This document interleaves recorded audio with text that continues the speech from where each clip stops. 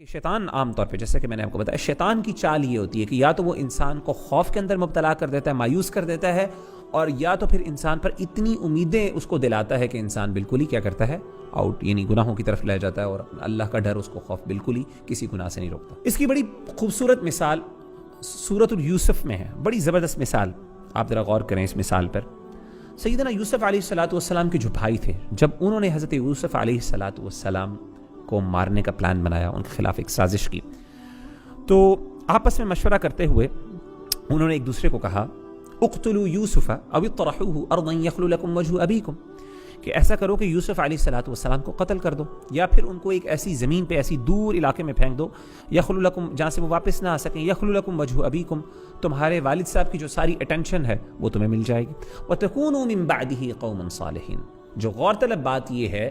کہ یہ گناہ یا یہ غلطی کرنے کے بعد تمہارے پاس بڑا ٹائم ہے، تم کیا کر لینا، بعد میں نیک ہو جانا، یہ گناہ کر لو، کیونکہ ظاہر ہے مسلمان تو تھے، ایک نبی کی اولاد تھے، مسلمان بھی تھے، نیک بھی ہوں گے ظاہر ہے، لیکن حسد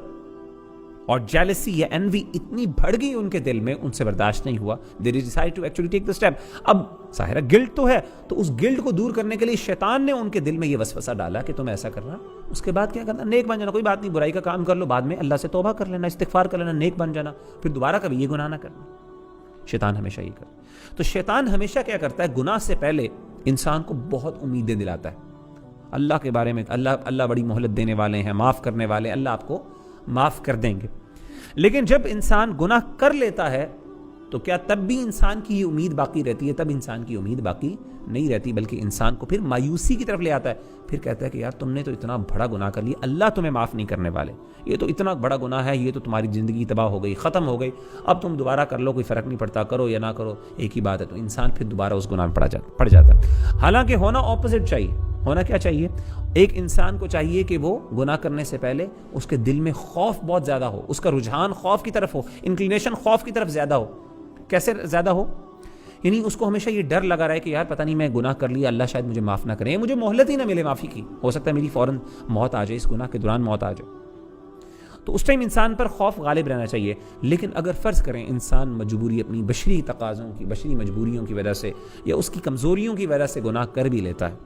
ایز اے ہیومن بینگ، تو پھر انسان کو اللہ سے مایوس نہیں ہونا چاہیے، بلکہ پھر انسان پر امید غالب رہنی چاہیے، اور اس کو چاہیے کہ وہ اللہ سے سچی توبہ کرے۔ بعض سچویشنز ایسی ہوتی ہیں جس کے اندر آپ کو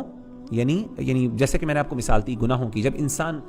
کوئی نیکی کا کام کرے تو اس پہ چاہیے کہ اس کے اوپر وہ بہت زیادہ پر امید ہو۔ کس چیز کی امید ہو؟ یہ امید ہو کہ اللہ تعالیٰ مجھ سے یہ نیکی قبول کرنے والے ہیں، یہ نہ ہو کہ اس وقت انسان اتنے خوف میں ہو، پتہ نہیں یار میں نیکی کر رہا ہوں، اللہ قبول بھی کریں گے کہ نہیں، تو اس وقت یہ نہیں ہونا چاہیے۔ اس ٹائم انسان کے اوپر اللہ کے بارے میں جو امید ہے وہ غالب رہے، اور انسان پر امید ہو کہ نہیں یار میں ایک کام کروں گا، اللہ مجھ سے قبول کریں گے، اللہ مجھے درجات بلند کریں گے، اللہ تعالیٰ میرے پر رحمت کریں گے۔ اور جب گناہ کرنے لگے تو پھر کیا کرے؟ پھر انسان پر خوف غالب ہونا چاہیے کہ پتہ نہیں شاید مجھے توبہ کا موقع ملے، یا توفیق ملے یا نہ ملے۔